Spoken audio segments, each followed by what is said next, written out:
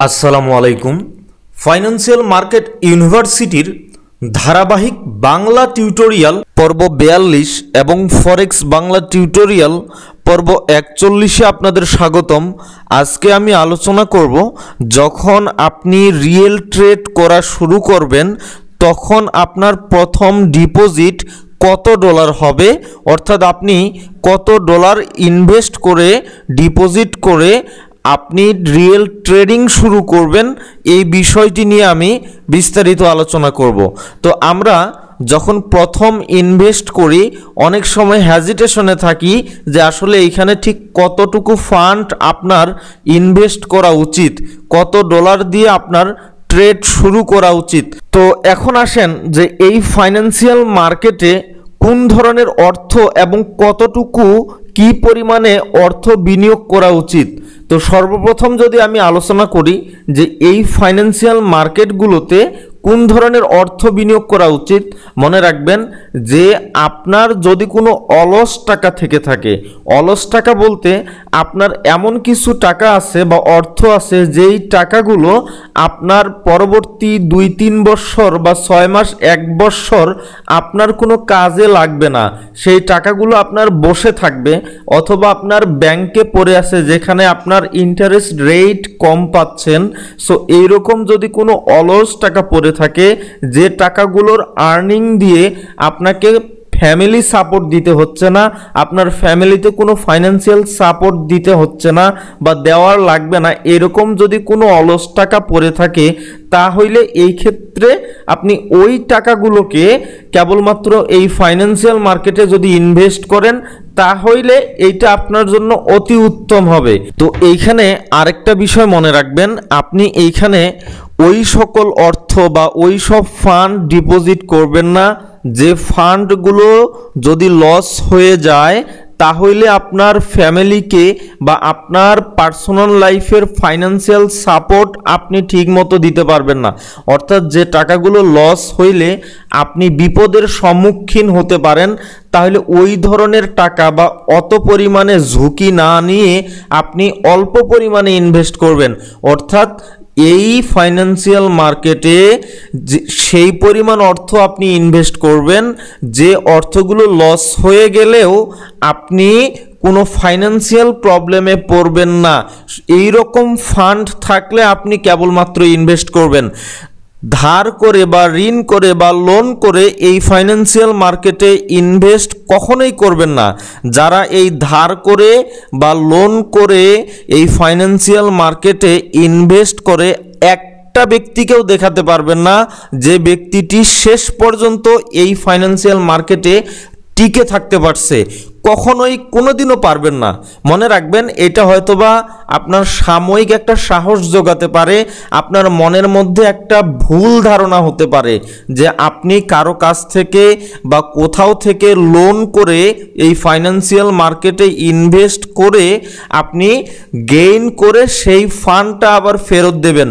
এই রকম রিস্ক কখনোই নিয়েন না, কারণ আপনি একটা উদাহরণও দেখাইতে পারবেন না যে এই ব্যক্তিটি লোন করে ফাইন্যান্সিয়াল মার্কেটে প্রফিট করে শেষ পর্যন্ত টিকে ছিল, কারণ এটা সম্ভব হয় না একটি মাত্র কারণ আপনি যখন কোথাও থেকে লোন করে এখানে ফান্ড ডিপোজিট করবেন আপনার মনের মধ্যে আপনার ব্রেনটে আপনার মানসিক অনেক চাপ থাকবে যে আপনাকে এইখানে এই ফান্ডটা প্রথমত হচ্ছে লস করতে পারবেন না, দ্বিতীয়ত হচ্ছে এই ফান্ডটা দিয়ে প্রফিট করে আপনার লোন শোধ করতে হবে।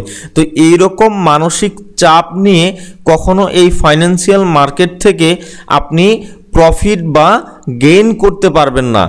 তাহলে আমি আশা করি বুঝাইতে পারছি যে আপনি কোন ধরনের ফান্ড, আপনার কোন ধরনের ফান্ড এই ফাইন্যান্সিয়াল মার্কেটগুলোতে ইনভেস্ট করবেন। সহজ কথা, যদি আপনার অলস মানি পড়ে থাকে সেই অলস টাকাগুলো এখানে ইনভেস্ট করতে পারেন, আর কখনো সেই পরিমাণে ঝুঁকি নেবেন না যেই পরিমাণে ঝুঁকি নেওয়া আপনার জন্য ঠিক হবে না। আপনি সেই পরিমাণে ঝুঁকি নেবেন যেই পরিমাণে অর্থ লস হয়ে গেলে আপনার কোনো ধরনের ফাইন্যান্সিয়াল প্রবলেমে পড়বেন না। শুধু এই ধরনের ঝুঁকি আপনারা নেবেন। এইখানে আরেকটা বিষয় মনে রাখবেন, যদি কোনো ব্যক্তি বা ব্রোকার আপনাকে ছলে বলে কৌশলে ঝুঁকি নিয়ে বড় অ্যামাউন্ট বা বেশি অ্যামাউন্ট ইনভেস্ট করতে বলে, আপনারা তাদের এই ফাঁদে কখনোই পা দিবেন না। আপনি ঝুঁকি নিয়ে যে পরিমাণ অর্থ লস করলে আপনার ফাইন্যান্সিয়াল প্রবলেম হবে, এই রকম কোনো অ্যামাউন্ট আপনি ইনভেস্ট করবেন না। তো এখন আসেন যে আপনার প্রথম ডিপোজিট কত ডলার হবে। সে ধরেন যে আপনি এই মুহূর্তে $1000 ইনভেস্ট করতে চাচ্ছেন, যে $1000 যদি আপনার লস হয়ে যায়, আপনি ফাইন্যান্সিয়াল কোনো প্রবলেমে পড়বেন না। মানে আপনার $1000 ইনভেস্ট করলেন এবং সেই ফান্ডটা যদি পুরাটাই লস হয়ে যায়, আপনি কোনো ধরনের ব্যক্তিগত বা ফ্যামিলিগত দিক থেকে কোনো ধরনের ফাইন্যান্সিয়াল প্রবলেমে পড়বেন না। তো আপনি কি প্রথমবারেই এই $1000 ইনভেস্ট করবেন? না, এইটাকে আপনি ধাপে ধাপে ইনভেস্ট করবেন।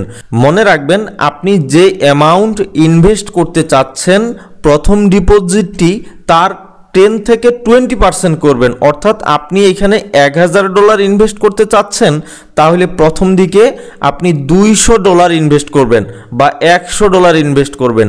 এই $100 বা $200 ইনভেস্ট করে আপনি কমপক্ষে 2 বা 3 মাস এখানে ট্রেড করবেন। যখন 2 বা 3 মাস এখানে ট্রেড করলেন, ট্রেড করার পর দেখা যাচ্ছে আপনার ট্রেডিং সাইকোলজি ঠিক থাকতেছে, আপনি মানি ম্যানেজমেন্ট ফলো করতে পারতেছেন, আপনি আপনার স্ট্র্যাটেজি দিয়ে ঠিকমতো ট্রেড করতে পারতেছেন এবং আপনার স্ট্র্যাটেজির আউটপুট মোটামুটি ভালো, তখন আপনি 2 বা 3 মাস পর আরও $300 ইনভেস্ট করলেন। মানে আপনি আগে করছেন $200, এখন আরও করলেন $300। তাহলে এরকম দ্বিতীয় ধাপে আপনি যতটুকু মোট ইনভেস্ট করতে চাচ্ছেন, আপনি দ্বিতীয় ধাপে তার 50% ইনভেস্ট করলেন। তো এরকম দেখা যাবে যে আরও 2 বা 3 মাস যখন এই $500 ইনভেস্ট করার পর আরও 2 বা 3 মাস যখন ট্রেড করলেন, দেখলেন যে না, আপনার মূলধন লস হচ্ছে না, মোটামুটি আপনি প্রফিট করতে পারতেছেন। তো তখন দেখা যাবে যে আরও 2-3 মাস ট্রেড করে তখন আপনি বাকি যে আরও $500 আছে এইগুলো আপনি ইনভেস্ট করতে পারেন। আমার কথা হচ্ছে, আপনি একবারেই উচ্চ ঝুঁকি না নিয়ে আপনি ধাপে ধাপে আপনার মূলধনগুলো এখানে ইনভেস্ট করবেন। এইখানে আরেকটা বিষয় মনে রাখবেন যে 99% ট্রেডার তাদের প্রথম ডিপোজিটের অর্থ কোনো না কোনো সময় গিয়ে লস করে। তো যারা ট্রেডিং সম্বন্ধে একটু ভালো বুঝে বা যাদের স্কিল একটু ভালো, তো তারা দেখা যাচ্ছে যে একটু দেরিতে লস করে, আর যাদের এই ট্রেডিং সম্বন্ধে ধারণা একটু কম তারা দ্রুত লস করে। তো এইখানে ওভারঅল প্রথম ডিপোজিটটি 99% ট্রেডার লস করে। তো আপনি চিন্তা করেন যে আপনি এখানে প্রথম ডিপোজিট করতে চাচ্ছেন, তাহলে আপনি কত ডলার লস করতে চাচ্ছেন এই চিন্তা করে আপনি এই জায়গায় ডিপোজিট করবেন। তো আমি আশা করি বুঝাইতে পারছি যে আপনারা আপনার প্রথম ডিপোজিট কত ডলার করবেন এবং কোন ধরনের অর্থ বা কোন ধরনের টাকাগুলো আপনারা এই মার্কেটে বিনিয়োগ করবেন এবং কিভাবে ধাপে ধাপে আপনারা আপনাদের ফান্ডগুলো এখানে ডিপোজিট করবেন বা বিনিয়োগ করবেন।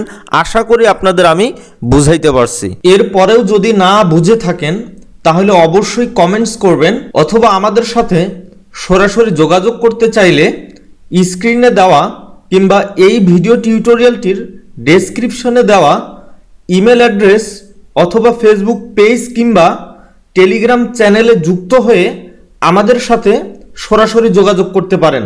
আর আপনারা যদি আমাদের কাছ থেকে অ্যাডভান্স কোর্স কিংবা পেইড কোনো সার্ভিস পেতে চান তাহলে অবশ্যই আমাদের সাথে যোগাযোগ করবেন। আর আমাদের টিউটোরিয়ালগুলো যদি আপনাদের ভালো লেগে থাকে তাহলে অবশ্যই লাইক, কমেন্ট এবং শেয়ার করবেন। তো আজকের টিউটোরিয়ালটি আমি আর দীর্ঘায়িত করতেছি না। আমাদের পরবর্তী লেকচার ভিডিও টিউটোরিয়ালটি দেখার আমন্ত্রণ জানিয়ে আজকের ভিডিওটি এখানেই সমাপ্ত করতেছি। আপনারা সবাই ভালো থাকবেন, সুস্থ থাকবেন। আল্লাহ হাফেজ।